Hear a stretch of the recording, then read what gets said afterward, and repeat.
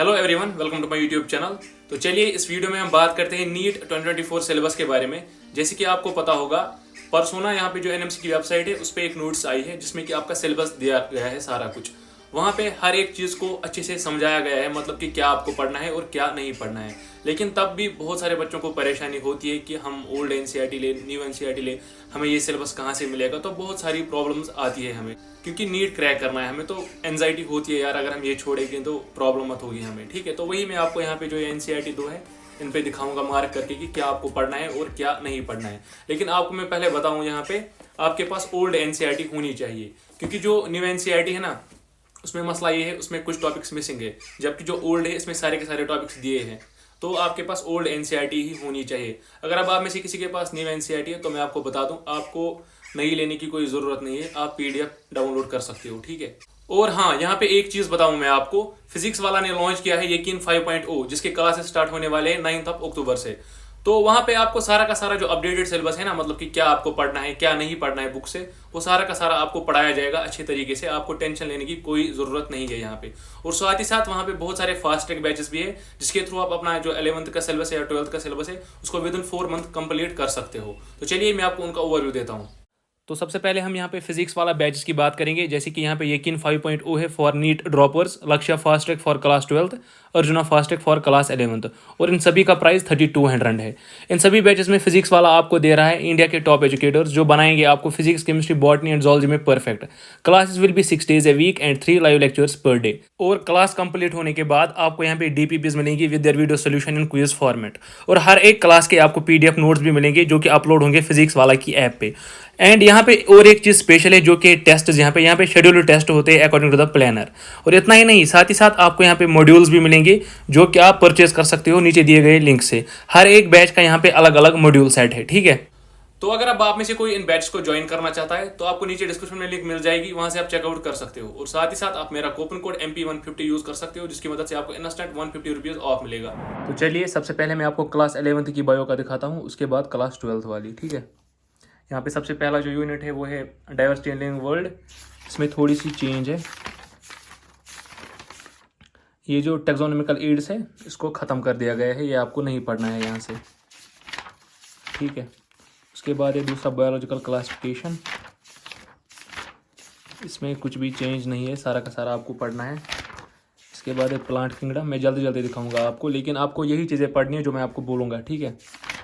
और आप भी मार्क करो, अपनी एनसीईआरटी जो है ना उसको सामने रखो।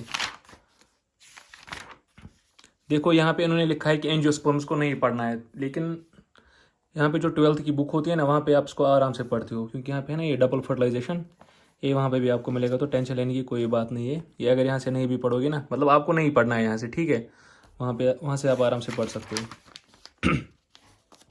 और ये रही बात, ये plant life cycles and alteration of generation, ये भी आपको नहीं पढ़ना है यहाँ से। ठीक है। ये आपको यहाँ से ना जो ये वाला डेट है ना, यहाँ से आपको आराम से सारा कुछ मिल जाता है। तो यहाँ पे ना क्या हो रहा था कि आप दोबारा इसको पढ़ रहे थे, तो वही सेम चीज़, क्या फ़ायदा है पढ़ने का बार बार। उसके बाद है एनिमल किंगडम, इसमें कोई चेंज नहीं है, ये आपको ऐसे ही पढ़ना है। मॉर्फोलॉजी ऑफ फ्लावरिंग प्लांट्स, ये आपको पढ़ना है ऐसे ही। यहाँ पे एक चेंज है अच्छी खासी, जो ये है, देखो आप क्या करना है, यहाँ से यहाँ तक अब ज़रूर पढ़ लेना है सारा कुछ। और उसके बाद फेबीसी भी आपको यहीं से पढ़ना है, जबकि जो सॉलिनेसी है और लिलिएसी इसको आपको नहीं पढ़ना है, इसको आपको स्किप करना है। देखो वो एनएमसी वाले पागल नहीं होते, अभी आपको लग रहा होगा यार पता नहीं वो फिर से दे देंगे वही, लेकिन ऐसा नहीं होता है। उन्होंने साफ साफ लिखा है कि हम खाली फेबीसी पूछेंगे, सॉलिनेसी लिलिएसी नहीं पूछेंगे, तो वो नहीं पूछेंगे। लेकिन उन्होंने ऐड किया यहाँ पे मालवेसी, क्रूसीफेरेसी या कंपोजिटी या ग्रेमनी, ये आपको पढ़ना पड़ेगा। ये आपको मिल जाएगा आराम से, जो कि मैंने आपको बोला है ना यहाँ पे फिजिक्स वाला, वो भी आपको पढ़ाएंगे, या यूट्यूब पे बहुत सारे होते हैं जो कि आपको ये सारा कुछ पढ़ा देंगे। लेकिन उतना ही पढ़ना, ज़्यादा डीप नहीं जाना है जितना इसमें लिखा है ना। जैसे कि यहाँ से आपको आइडिया लगेगा, इन्होंने यहाँ पे वेजिटेटिव कैरेक्टर्स लिखे हैं, वही आपको मालवेसी का भी पढ़ना है, इसका भी पढ़ना है। ऐसे ही स्टेम कैसा है, लीव्स कैसे है, मतलब ये वाले पॉइंट्स आपको इनके पढ़ने हैं, तो ज़्यादा डीप नहीं जाना है इसमें। उसके बाद एनाटमी, ये तो आपको ऐसे ही पढ़नी है, लेकिन इसमें थोड़ा सा जो ये है ना सेकेंडरी ग्रोथ, ये आपको नहीं पढ़ना है यहाँ से। वेस्कुलर कैम्बियम, ये रिंग विंग, ये ख़त्म, ये यहाँ तक, ठीक है, ये नहीं पढ़ना है यहाँ तक। उसके बाद स्ट्रक्चरल ऑर्गेनाइजेशन एनिमल्स, इसमें आपको ये सारी चीज़ें पढ़नी है, लेकिन यहाँ पे क्या करना है, अर्थवर्म को छोड़ देना है, नहीं पढ़ना है। कॉकरोच को छोड़ देना है, नहीं पढ़ना है। जबकि जो फ्रॉग है हमारे पास उसको पढ़ना है। जो फ्रॉग है ना, इसको आपको पढ़ना है, क्योंकि यही अब सिलेबस में है, तो वो वाली चीज़ें आपको नहीं पढ़नी है। उसके बाद है cell, the unit of life, ये ऐसे ही है। बायोमॉलिक्यूल्स में थोड़ी सी चेंज है, जबकि सेल साइकिल एंड डिवीजन वैसे ही पढ़ना है जैसे कि आप पढ़ रहे थे। बायोमॉलिक्यूल्स में थोड़ी सी चेंज है, जो कि मैं आपको दिखाऊंगा यहाँ पे। बायोमॉलिक्यूल्स मैं थोड़ा जल्दी दिखा रहा हूँ, वरना वीडियो बहुत ज़्यादा लंबी बन जाएगी। देखो यहाँ पे ये है ना, dynamic state of body constituents, ये आपको नहीं पढ़ना है। मेटाबॉलिक बेसिस फॉर लिविंग, ये भी नहीं पढ़ना है। जबकि जो यहाँ से है ना, एंजाइम, जिसको अच्छे से पढ़ लेना, ठीक है ना, क्योंकि ये MBBS फर्स्ट ईयर में भी आपको पढ़ना ही पड़ेगा ये सारी चीज़ें। सेल साइकिल ये तो सेम है जैसे कि इस पर लिखा है। यहाँ पे बड़ी चेंज की है इन्होंने, चैप्टर ही ख़त्म किए हैं, जैसे कि ट्रांसपोर्ट एंड प्लांट्स सारा का सारा ख़त्म, नहीं पढ़ना है। मिनरल न्यूट्रिशन पूरा का पूरा ख़त्म किया है, नहीं पढ़ना है। फोटोसिंथेसिस आपको पढ़नी है सारा का सारा, जो कि बुक में लिखा है। रेस्पिरेशन इन प्लांट्स, और उसके बाद प्लांट ग्रोथ एंड डेवलपमेंट, ये जो है ना 13 एंड 14, ये आपको वैसे ही पढ़ना है जैसे आप पढ़ रहे थे। जबकि यहाँ पे थोड़ी सी चेंज है, यहाँ पे 2 टॉपिक्स को डिलीट किया है प्लांट ग्रोथ से, वो मैं आपको दिखाऊंगा। एक तो ये है फोटो पीरियडिज्म, ये नहीं पढ़ना है, और दूसरा है ये वर्नलाइजेशन, ये आपको नहीं पढ़ना है, ठीक है ना।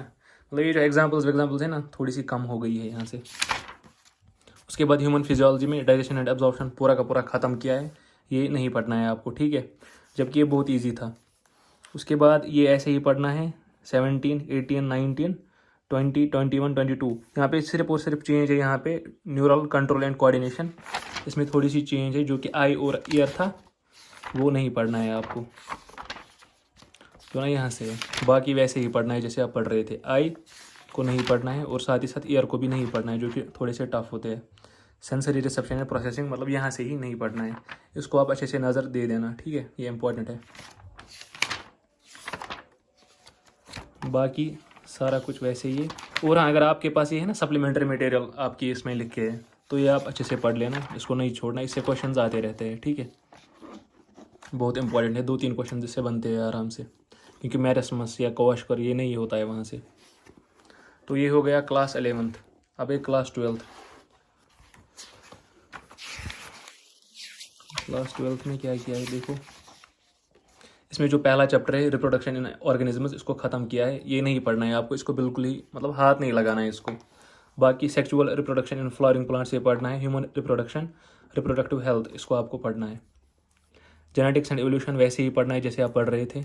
बायोलॉजी एंड ह्यूमन वेलफेयर में मुझे एक चीज़ अच्छी लगी, इन्होंने ये हटाया है chapter 9, strategies for enhancement in food production. ये मुझे बहुत गंदा लगता था, क्योंकि इसमें ना बहुत सारी चीज़ें याद भी करनी पड़ती है हमें, तो इसको इन्होंने हटा दिया है टोटली।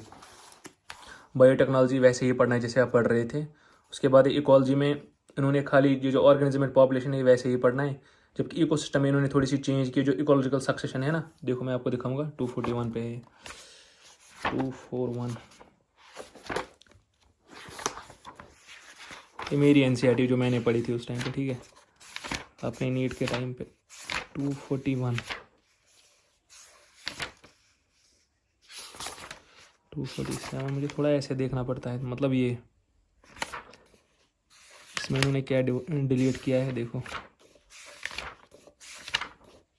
ये है ना इकोलॉजिकल सक्सेशन, ये मुझे अच्छा लगता था क्योंकि ये थोड़ा कंसेप्चुअल ही है, ज़्यादा नहीं है इसमें कुछ, तो इसको इन्होंने डिलीट ही किया है,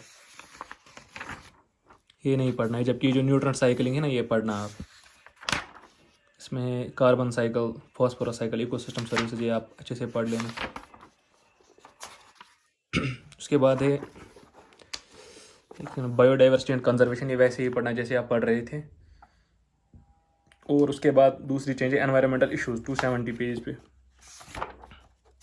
270, ये जो यहाँ से ये सारा का सारा डिलीट कर दिया गया है, यहाँ से आपको कुछ भी नहीं पढ़ना है, ठीक है,